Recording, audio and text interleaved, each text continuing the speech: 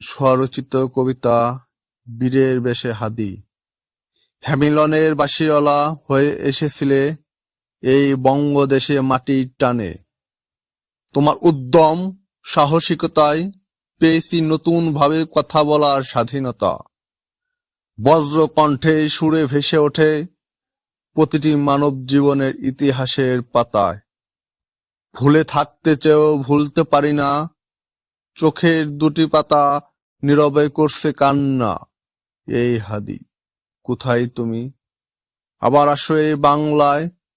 সত্যনিষ্ঠার বলিষ্ঠ কণ্ঠস্বরে পেয়েছো তুমি বীরের খেতাব এই বাংলায়।